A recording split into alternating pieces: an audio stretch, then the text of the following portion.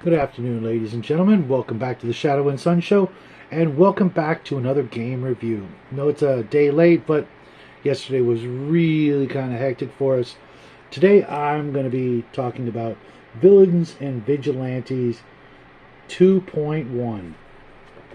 Now, you guys know I already did a review of the original second edition Villains and Vigilantes, and there were some things I wanted to cover, but I wanted to get the newer version. Mind you, this is like 2000.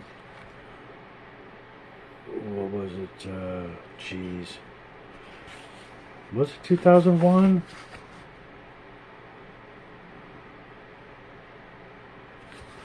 Gosh, they make it so hard to find. 2010. Wow, okay. I knew there was a 1 in there, guys. I wanted to talk about two things. One, the differences between this version and the previous version. The old version had 47 pages. This one has a mighty 55 pages. So, you know, about 8 pages of extra goodness. And there are some differences between the two versions. And having read this one recently, I actually prefer this version. Now, there's some number differences in the combat tables, but other than that, and, you know, better typesetting and things like that, I'm going to go with this one as my go-to and file that one away for posterity, seeing as it's pretty old. Even though it's older, this one's actually more expensive. I picked this one up on Amazon because on eBay it's going for like 60 to 80 to 100 bucks. But I found a nice copy of this one on Amazon for about 30, including shipping and all the taxes and nonsense we have to deal with online shipping. The first thing I wanted to go over, because I didn't really go over this before, was not just the character creation process, but how this game could be used to literally play any genre you could possibly think of. To start with, I'm going to go over some of the basic character principles, that being, like, for example, the stats. There's strength, endurance, agility, intelligence, and charisma. There's a factor called body hits, which is your weight divided by 50. And that goes into actually calculating your hit points, which is, as you'll see in a minute, a very interesting way of going about your hit points. It's not based on your race or your class or anything like that. It's based off your stats and your body weight to determine your hit points. Now, each stat has this chart. Let me go back to it. And I don't know if you're going to be able to see it the way I'm formatting this video. But your stats can go up to 100, but an 18 is still an 18 in, like, compared to Dungeons and Dragons and all the other games, Pathfinder, etc., that use a 3d6 or 4d6, drop the lowest, which this one also does to start your characters out. But it's got this chart right here. That's endurance. And as you see, there's a factor here in this column, and it's usually a number followed by a decimal. For example, I made up 3 real quickie characters. If all of your stats were 10, so for your average citizen type character, you know, you've got a 10 strength, 10 intelligence, etc. Each of those numbers would be 1. When it gets higher than 10, it goes to, like, 9 to 11 is 1.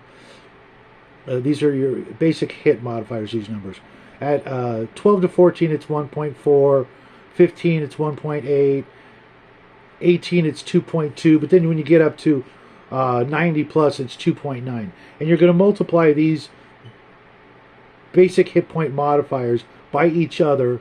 So the 4, you know, 1 point something times 1 point something, etc. And then times your basic hits, which is your weight divided by 3.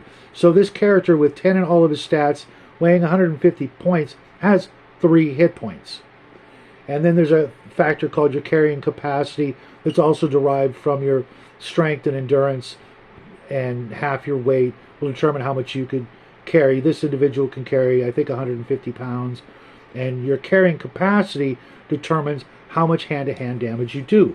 So it's kind of, you know, a little bit of, you know, not your standard form of math, but a carrying capacity of up to 30 pounds would be 1 whole point of damage. and a carrying capacity of up to 120 pounds is a D3, and that's how much you can lift off the ground and walk a few feet with, maybe more. On up to when you can lift, say 500,000 pounds, you're doing 8d10 damage, which, you know, obviously if you can lift that much weight, you can do some serious damage. Then I made up a character with 15s in all his stats. So his strength gave him a 1.4, his endurance a 1.8, his agility a 1.6, and his intelligence a 1.1. I also figured him out, or her, as weighing another 150 pounds, gives him 3 basic hits, which gave him a total of 13 hit points. Okay? Carrying capacity is, believe it or not, 365 pounds roughly, doing a d6 of damage. Now, mind you, you know, we think of, you know, their D&D characters and things like that, with all 15s being, you know, kind of, you know, just a little bit better than average, even though 9, 10 is average, and having 15s is exceedingly higher than average. A 15 IQ or intelligence would equal 150 IQ, and I guarantee you most of you people only know a handful of people that actually have 150 IQ. So that's how exceptional a character like that would be intellectually, but strength-wise, you know, this character can lift 360 some odd pounds, does a d6 in hand-to-hand. And then I did a character with all 18s in their stats, which gave the basic hit modifier for strength of 1.6, endurance 2.2, agility 1.9, intelligence 1.3. But then I buffed him up because he's got an 18 strength. Figure 200 pounds is, you know, pretty fair. That gave him 4 basic hits, and you multiply all those numbers in order, then times the basic hits, gave him only 34 hit points. That's still a lot, especially if you compare it to a first level fighter in most games. And, you know, as you go up in levels, your stats can go up, and, you know, you can get 1 stat point per level if that's what you choose to train in. And other things allow your stats to go up, like, for example, Superpowers, which I'm going to go to in just a moment. But that actually, a character with all 18s in his stats, you know, especially if you consider strength and endurance, and his body weight already being 200 pounds, could carry around 763 pounds, and would do a d10 in basic hand-to-hand.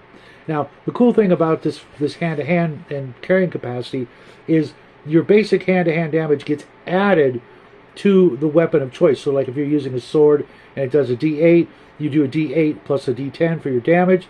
That's pretty decent compared to a lot of games. Now, I wanted to talk about the superpowers because that is how you turn this into any genre of game you like. There are... Well, let's go back. I actually went too far ahead. There are 1, 2, 3, 4, 5, 6 random tables for powers. That includes magic and psionic items, skills, magic or psionics, weaknesses, which actually isn't a power, but powers, and then devices. And the power category is completely duplicated with a few exceptions and additions on the device table.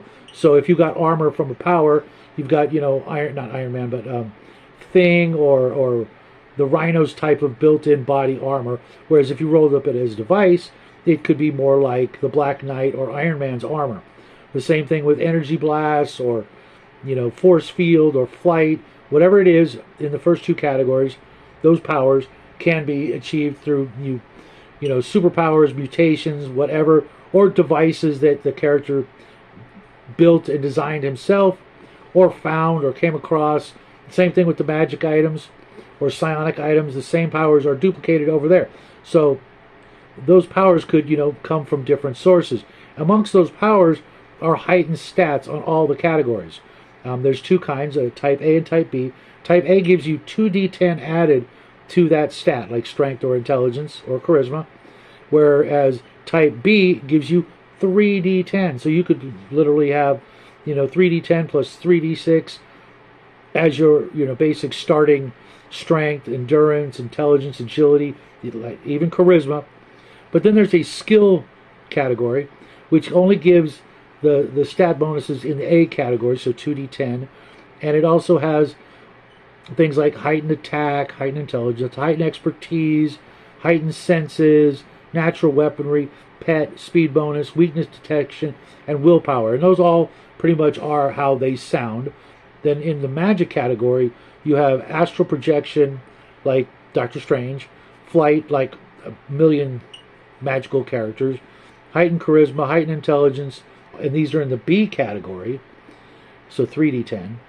Magical spells, pet, psionics, which is like spells. It could be a whole bunch of different powers that are all psychic, like, so, Professor X or Jean Grey type of abilities from one power. Telekinesis, telepathy, weakness detection, willpower, and one of my favorites, cosmic awareness, that allows you to go into a trance and ask the universe yes or no questions. The more questions you ask, the more likely you're going to take some feedback, maybe end up in a coma, or a little bit of madness thrown into the mix. Now, each character gets to start with a d6 plus 2 powers. You're going to have to drop one of those powers at the end, and you're also going to have to roll up a weakness. Now, you can throw away 2 powers and get rid of that weakness, but I recommend sticking with the weakness. But as you can see, you could make a game, a fantasy-style game.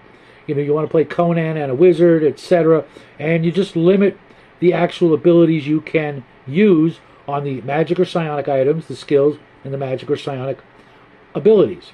Boom, you're playing a fantasy role-playing game, but with the mechanics I've already described for hit points and stats, etc. You could play a detective film noir game just using the skills, and boom, you're good to go.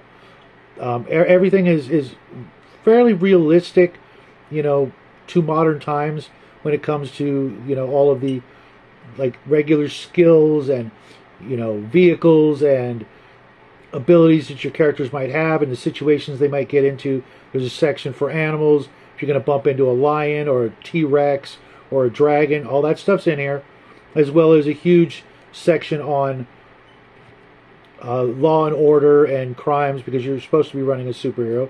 Now your superhero could be like, Dick Tracy or Sherlock Holmes or something like that, really low powered, and your character might have weakness detection or a heightened stat of some sort. Your Doc Savage, just a little bit better than the average human, but still, obviously, if you're looking at 18s compared to the average 10 characters, you're gonna have 3 hit points for the average citizen, Jimmy Olsen type of character, versus just a regular let's say Arnold Schwarzenegger type maxed out human who's really beefed up his stats through constant training. He's still only looking at 18s in his stats, maybe more if you get one of the 2d10 bonuses. 34 hit points. You could easily play games with low powered characters like that, or you can go full blown Marvel or DC comics with characters that can fly faster than the speed of light, which is an actual thing. If your flight ability, based on your stats, to determine how fast you can fly, and provided you've got some sort of protection from flying in outer space, you can literally make up Silver Surfer, Superman type characters without having to use a point buy system or anything like that. If you randomly roll the cool stuff, or the GM says, yeah, no problem, give me a list of powers and we'll work with it, and I've done that, you can literally make up characters from any genre. You want to play a Wild West game? Again, don't use any of the powers. Just use the stat system. Just use the skills and basic math that the system uses, and you're good to go. Your cowboy might have 13 hit points and be pretty badass in a town of a bunch of 3 hit point, 10 statted characters. Occasionally you're going to get characters with a little bit higher stats, a little bit lower stats, etc. All that's taken into account. And there you have it. I told some people that I was going to explain how you can turn this into an any genre system, going from super mundane all the way to incredibly gonzo superhero, Marvel, DC style. You want to run Guardians of the Galaxy, you want to run the Avengers. It's all right here. 55 pages of all you need to run any game. I know there's a lot of games out there, GURPS and Palladium, that you need crap tons of books and supplements. Everything's here that you need to just get started and do whatever game you want without needing anything else. And, as us old school gamers, appreciate still to this day, it's more about rulings than rules. Here are all the tools you need to get started. But when things, start, going beyond the pages of the book, you make the crap up. You make it up. Everybody agrees, this is the way we're going to do it. Maybe write it down in a notebook of homebrew rules that you're going to use for future references. But if I was ever to be stuck on a desert island or somewhere, on a space station, I could only have one role-playing game book because of weight allowances, or that's all that survived, this would be the one. Even after all these years, this would be the system I would use. This would be the game I would take with me if I was to travel and go to another country and, I was in a hurry.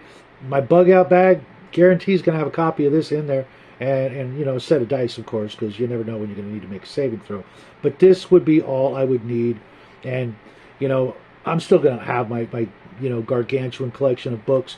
But even after, decades of playing other role-playing games, this is the one I recommend the most. Try it out. Let me know what you think. If you've got a copy of this, or you've got the old Villains and Vigilantes revised edition. The first edition is way different, and don't even get me started on that. It was a good game for its time, but second edition and 2.1 blew them all out of the water. Now, I know these guys, Monkey House Games, and they've come out with some other games and another superhero game, but I don't need another one. If someone wanted to send me the PDF, I'd read it, but this is all I'm going to need to run any game, anytime. You might need a calculator. I'm just saying, you math. I already let the cat out of the bag earlier, but I needed actual help from my son, the big brain, to help me do some of the math, because math's not my thing. And but if you know some basic algebra and some basic multiplication, and or you've got a calculator, you're good to go. This is it. So with all that said, folks, have a great day. Go out there and play some games. Enjoy the weather, because it's starting to cool off, and pretty soon it's going to be so cold for most of you that you're going to have no choice. You're going to have to stay inside, play some games, invite your family, invite your friends over, maybe try V&V. Until then, have a great day. Love you guys.